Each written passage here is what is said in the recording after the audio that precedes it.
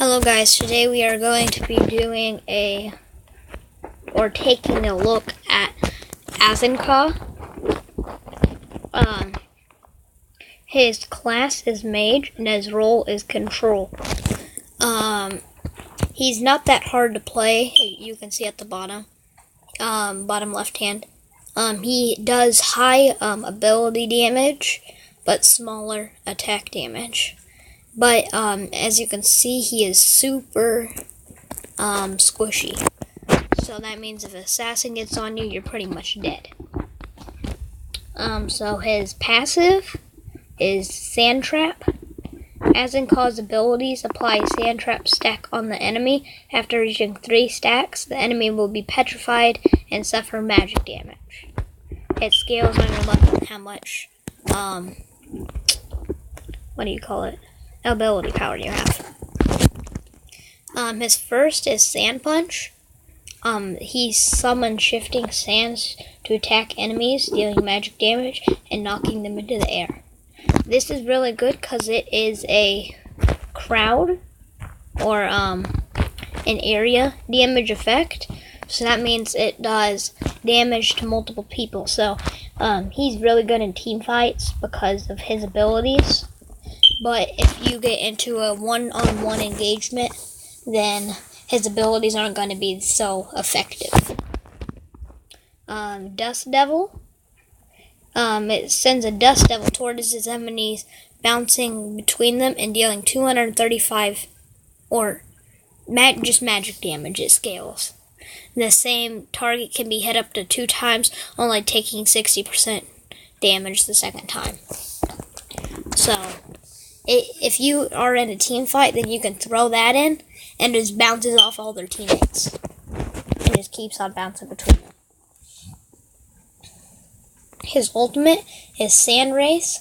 He calls forth the hand of shifting sands, dealing magic damage initially.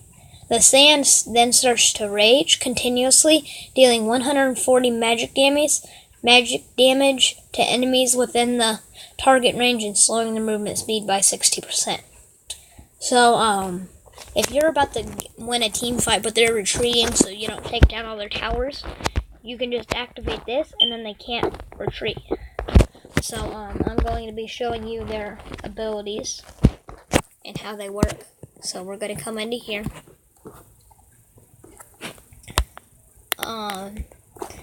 Right here on the middle of the screen where I'm touching, this is tips, if you want to read them while it's loading.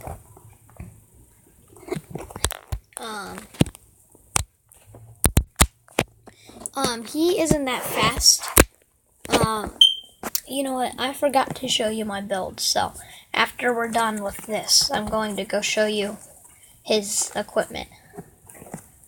For his Arcana, I'd get Magic Damage and Magic Pierce. So then you can activate your abilities on crowds and destroy their whole team at once. But one of his cons is that if a butterfly or like a Xanax or someone gets close to you, you're pretty much dead because there's nothing that you can do to escape. So I recommend taking Flicker on him. But if you don't have Flicker, then I'd take Heal.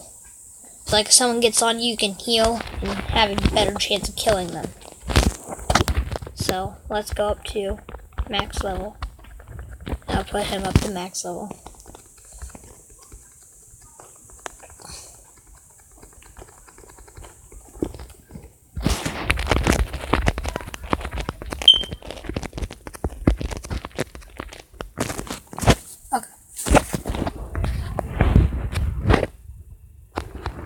Oh yeah, I need to get a bunch of gold. So this is the build that I use with him. I won't have to go back for this, but for what I start off with is the boomstick. Cause since he already has good crowd control, if you put this with it, then he'll have even more crowd control, so I take that. And then with Frosty's Revenge, people can't escape your circle. I forgot what it's called. But if someone's inside your circle, they won't be able to escape. Or where you're casting, they won't be able to escape it. I also take Kate's Diadem. It has magic pierce and ability power plus 35%, and it comes with 200 ability power. And then I take Soaring Aura. Reduces magic defense of enemies within 800 units by 75 plus 5 per level, and it comes 140 ability power and 1050 max HP. I also take the Staff of Null with 180 ability power, 10% cooldown speed, but the main part of this is 40% magic pierce. Then he needs these, so what I do is Boomstick and then Gilded Greaves. And then Frosty's, and then Staff, and then Kate's and Soaring. Because he needs these, because if he gets caught in a stun or something, he needs a 35% resistance. So he's been attacking me, and it's not nice. So we're just gonna kill him.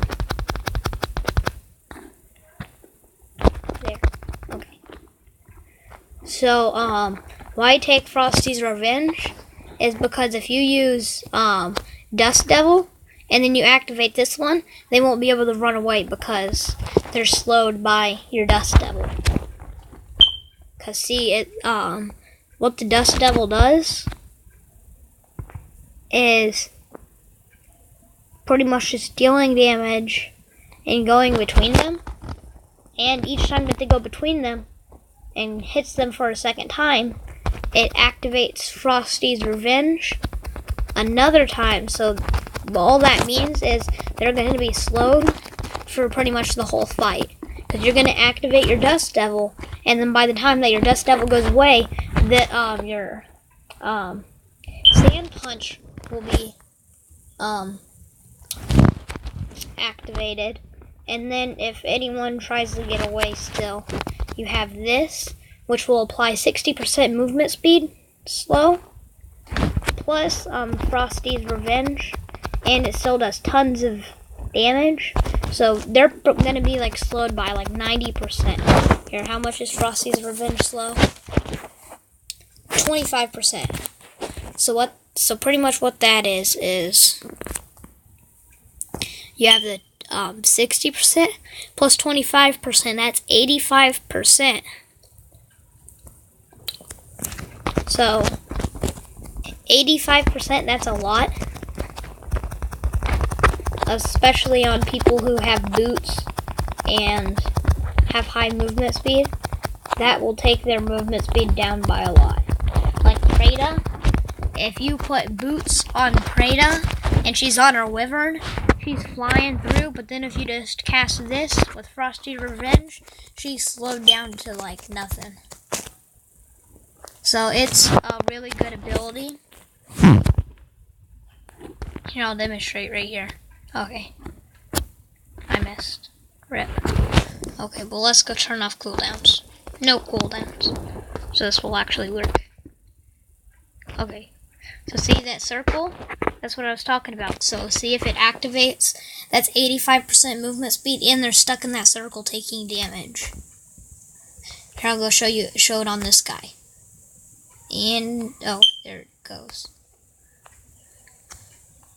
But see, right there, then they're stuck in that circle because they can't move that fast.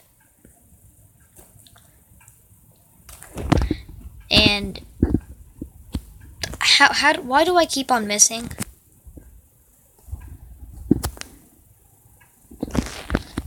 But see, if this thing gets on me, see, he stuns me. Like, if someone gets on you, like a butterfly, if she teleports onto you, she can kill you super duper easy. That's why we take the, what is it? Soaring Aura for 1050 HP. And then we use this one, the Gilded Greaves, for resistance. So you have bonus HP, which gets you to survive longer. And if someone stuns you, you have a chance of getting out of that stun and then still doing damage to them.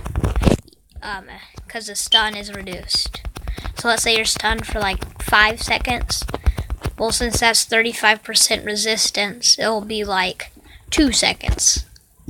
So instead of having a 5-second stun giving someone a chance to kill you, it's 2 seconds, so you won't really die.